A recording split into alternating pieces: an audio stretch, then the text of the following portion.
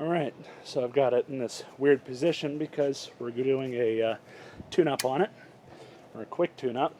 Last time I serviced this was about a year or so ago, and definitely needs to be serviced again. I just washed it off, gave it a bath with some degreaser. So it's just going to be pretty simple. There's not really much we need to do with this. I've already replaced the pull cord in the past, but first thing we're going to do is drain all the oil out of it, because that's probably the most important thing right now. I'm going to pull the cap off of the front so we'll get better flow. Take the redneck counterweight off.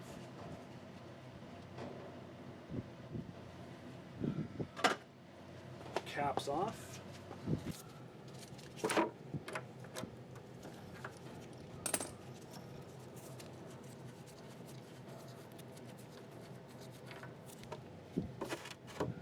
There we go. And we'll assist it a little bit. So before I move on to anything else, we'll throw some oil in her. And I've got my redneck oil measuring appliance here. And we'll just do just below half a quart or so of oil. We're going to be using SAE 30. Stuff is decent for the money, straight from Walmart. It's probably good. If we need to add more, we will. Now, to get the proper level, Briggs & Stratton says to keep filling this up until you have oil coming out of the threads or out of the hole. But I always fill it up to where it's, you know, just hitting the top of the threads, just so I don't get oil everywhere. So let's dump it all in.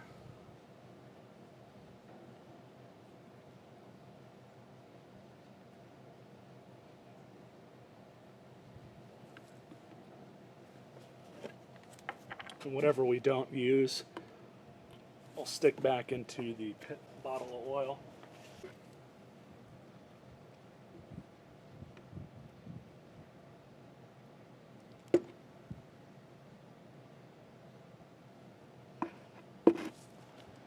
It's right where it should be. You guys can see the little spooge of oil right there.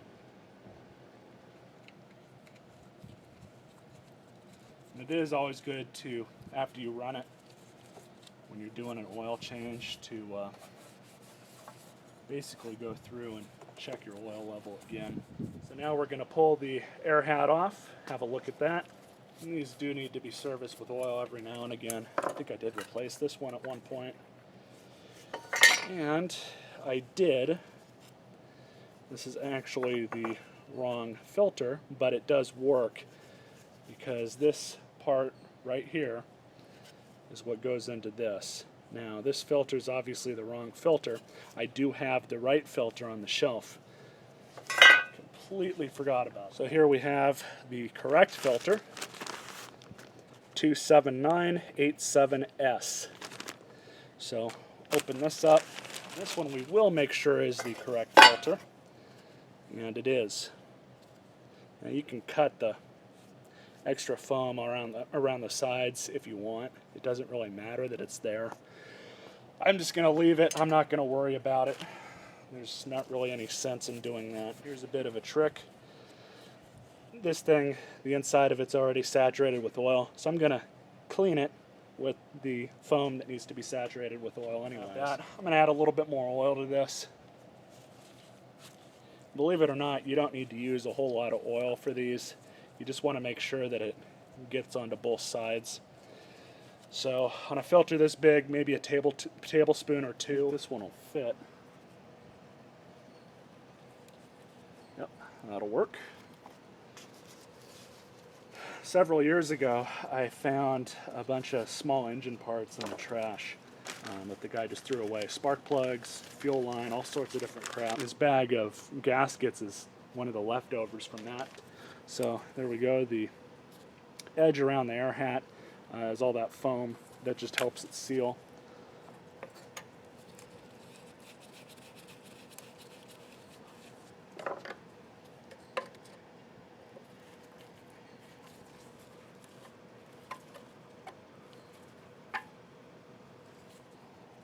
And those just need to be tight enough to where you can't back them off by hand.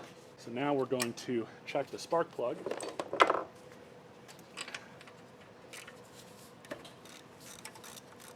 So these should be gapped at 30 thousandths. So let me get my feeler gauge and we'll check this. 30 thousandths.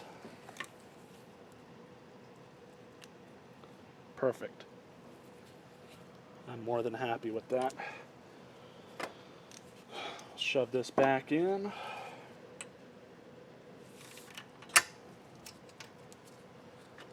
There we go. So a few more things to check.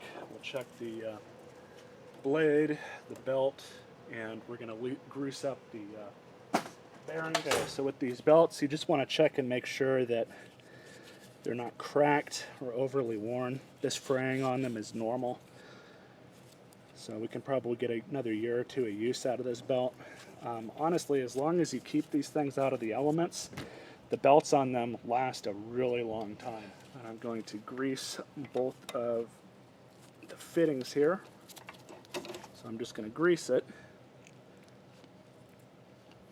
until we can see it come out like that. And a couple more pumps.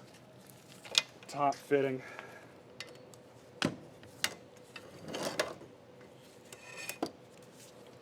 Just like that.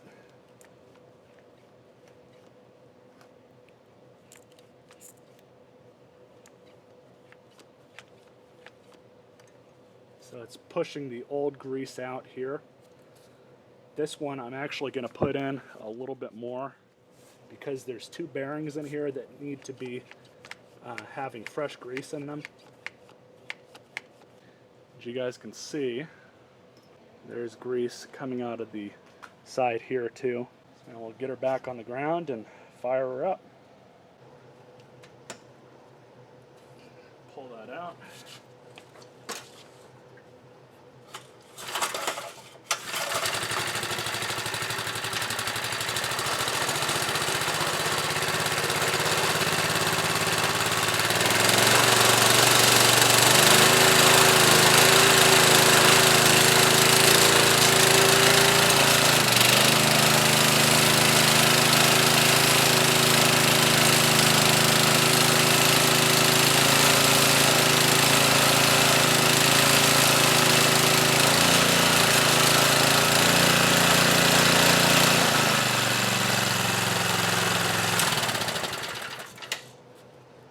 So let's test it out outside.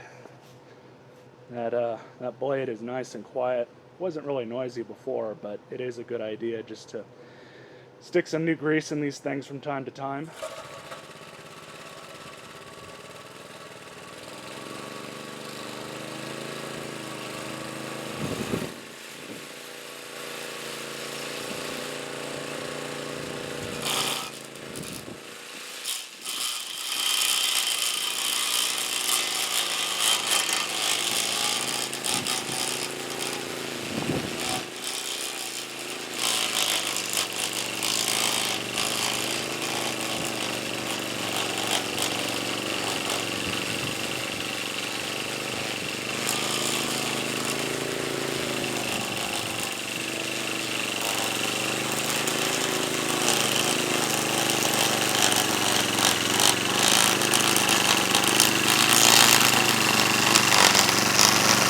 Of course, wearing shorts when you're doing this is a bad idea. Just took my Toro blower to the edge here, cleaned off all that grass that was all over the pavement. Now I'm about to mow it, but it works pretty good. Need to give it another bath, of course, before I put it away for the week.